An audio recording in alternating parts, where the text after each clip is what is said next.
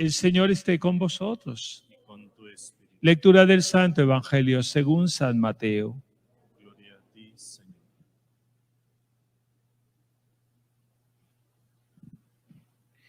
En aquel tiempo vio Jesús al pasar a un hombre llamado Mateo, sentado en el mostrador de los impuestos, y le dijo: sígueme. Él se levantó y lo siguió. Y estando en la mesa en casa de Mateo, muchos publicanos y pecadores que habían acudido se sentaron con Jesús y sus discípulos. Los fariseos, al verlo, preguntaron a los discípulos: ¿cómo es que vuestro maestro come con publicanos y pecadores? Jesús lo oyó y dijo: no tienen necesidad de médicos los sanos, sino los enfermos.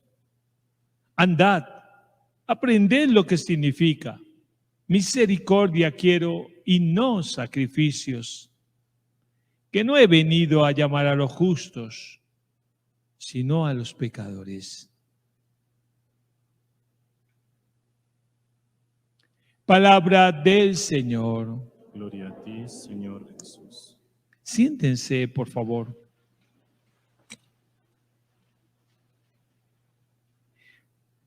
Una profesión de fe maravillosa y un sentimiento profundo de su condición como cristiano es la que encontramos hoy en la carta de Pablo a los Efesios, en el capítulo 4, de los primeros versículos. Cuando inicia él, que se había llamado también apóstol de Cristo, inicia diciendo: yo, Pablo, esclavo de Cristo, prisionero especialmente del Señor. Y luego hacen la mención profunda de lo que es él en su corazón. Y con todo eso que sabe y que ha recibido del Señor, tiene autoridad para sugerirnos a ti y a mí un estado de vida que corresponda al ser tú y yo prisioneros de Cristo. Alguna vez, cuando decía a un joven pequeñito que va a confesarse, que cuando yo tenía a Jesús recibiendo en la comunión, le decía: ahora eres tú mi prisionero. Él, que había leído este pasaje, decía: no, más bien tú eres el prisionero de Jesús. Sí, perfecto. Yo lo tengo de prisionero y paso de tener prisionero a Cristo en mí, en mi ser, cuando lo recibo en la comunión, paso a ser su prisionero al hacer lo que Él me pide. Es un encuentro de dos prisiones: la prisión que quiero hacer de Él en mi ser para que Él me posea, y la prisión que me hago de Él para que Él guíe mis pasos. Y Pablo lo dice, de hecho, después de que ha definido la condición de Él como prisionero de Cristo, habla: sean humildes, sean de verdad comprensivos, sobrellévense mutuamente con amor, esfuércense por mantener el vínculo de la unidad y de la paz, y sigue haciéndolo en esa ratificación que quizás tú y yo muchas veces debiéramos recordar en nuestro examen de conciencia: un solo Señor, un solo corazón, una sola alma, un solo bautismo, un solo Dios, Padre de todos. Es Dios con nosotros. Y esto tiene que quedar claro en nuestro corazón. Muchas veces perdemos esa identidad, y precisamente como perdemos nuestra identidad de cristiano, fácilmente nos dejamos llevar por todos los embelecos del mundo. Y esos embelecos que muchas veces se disfrazan de necesidades aparentes en nuestra vida: una necesidad física, una necesidad de trabajo, una necesidad de salud. Y muchas veces escondemos incluso todo eso bajo esa necesidad, y dejamos de lado aquello que tiene que ser para nosotros el centro y el fundamento de nuestra vida, y es Jesucristo el Señor. Porque no podemos dejar de predicar con nuestro ser y ser otro San Mateo. Si Pablo lo decía de él, Mateo también, en esta profesión también de su vocación, te enseña a ti y a mí que no tenemos que ser necesariamente unos santos, que es la vocación de nuestra vida, que tenemos y no podemos olvidar que somos pecadores, tú y yo, que ninguno puede decir el que esté libre de pecado lance la primera piedra, pero que eso no minimiza nuestro deseo de ser santos. Ser pecadores lo sabemos, estamos expuestos al mundo, pero cuando nos dejamos y dejamos al Señor entrar en nuestro corazón y aquella llamada de sígueme ya no es solamente para Él, sino para ti particularmente, en la vocación y en la profesión de fe que lleves. Cuando la haces tuya, esa vocación de fe y de amor, tan fácilmente la traduces en tu propia vida. No saben muchas veces cuánto encuentra uno como confesor y como director espiritual, almas que están angustiadas. Y uno dice, ellos saben que Cristo es su paz, que cuando lo reciben al Señor, que cuando lo dejan entrar en su casa, como Mateo lo ha dejado entrar en su corazón y luego en su propia casa, que cuando dejan entrar al Señor en su corazón, todo cambia. Pero es que la fuerza del mundo es muy grande.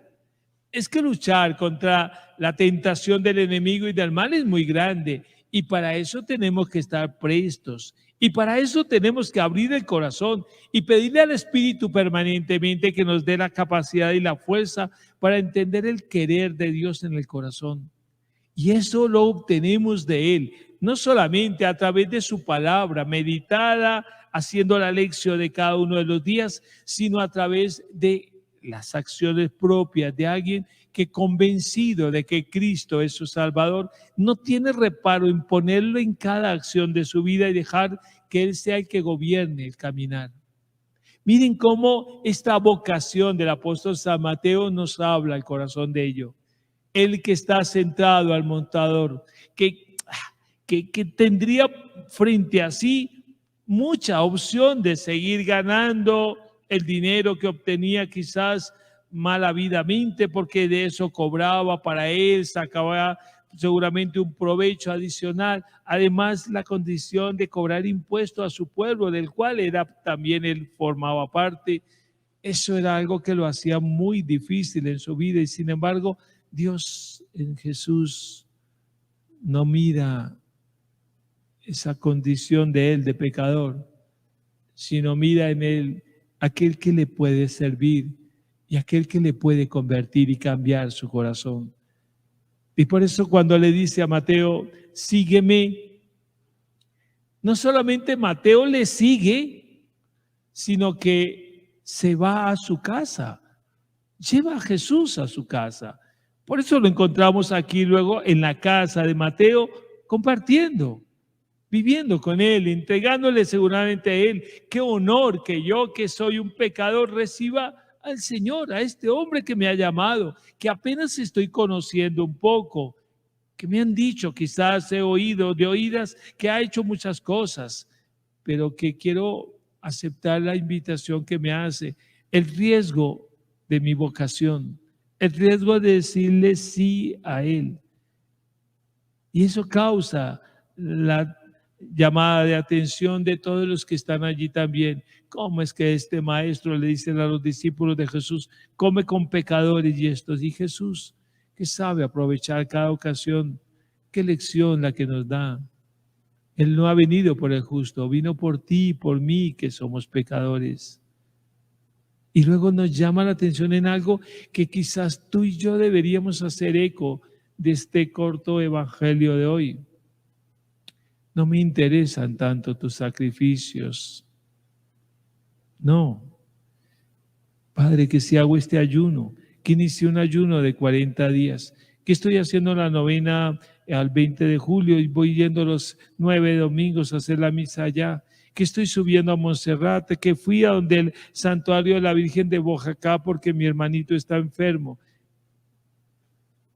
No es que a Dios no le interese tu sacrificio y tu esfuerzo, pero debería llegar a tu corazón y al mío esta sentencia que dice él con gran eco y gran fuerza. Aprended lo que significa misericordia quiero y no sacrificios. Si mi corazón no cambia, si mi corazón no se deja convertir por el amor de Jesús, si mi corazón no se deja guiar de las manos de Jesús para caminar en fe y en amor, amando al amigo, al enemigo, orando por el que está pasando por necesidad, si yo no dejo convertir mi corazón y convertir mi vida en un evangelio vivo de Cristo en mí, los sacrificios serán vanos e inútiles. Si todavía tengo en mi corazón rencor contra mi hermano, si todavía paso desapercibido ante el sufrimiento del que yace en la calle o en la enfermedad, y yo paso inadvertido o pasa inadvertido ante mis ojos, si todavía sigue aprendiendo mi corazón de qué es tener las cosas y consumir y vivir en esa opulencia que Dios me da, porque ¿quién de nosotros quizás hoy ha pasado el día sin probar un bocado frente a los que sí están sufriendo? Si eso pasa por mi vida y no causa en mi corazón el sentimiento de cambiar y hacer algo por el hermano, de nada servirán los sacrificios. El mayor sacrificio será nuestra vida. Y así lo entendió Mateo, que al final entregó también su vida en sacrificio por Cristo Jesús. Él sabía que todo le tendría que llevar allá, que tendría que beber del mismo cáliz que el Señor había bebido y que sabía que con ello iba a dar gloria. Y tú y yo lo recordamos hoy, como recordamos a Jesús y su evangelio y sus palabras recogidas con avidez, quizás de la experiencia que él tenía y lo que compartió con sus hermanos apóstoles, es lo que nos ha llevado a ti y a mí a conocer más a Jesús. Que le podamos decir hoy al Señor, queremos ser como Mateo.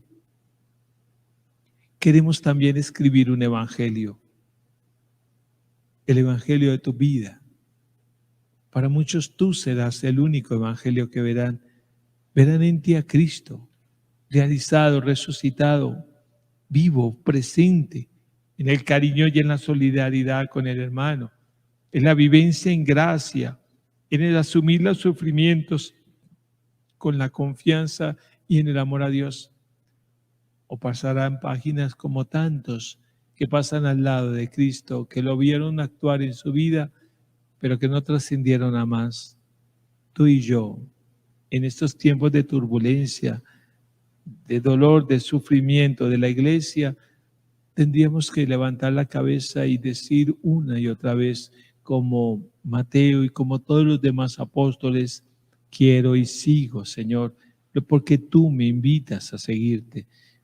Que la Virgen María, la primera apóstol de su Hijo amado Jesús, la Reina del Cielo, con su gracia y su bendición nos ayude a perseverar en el deseo de ser santos, entendiendo que si aceptamos plenamente a Jesús en el corazón, seremos sus prisioneros, pero para la gloria del Padre. Que así sea.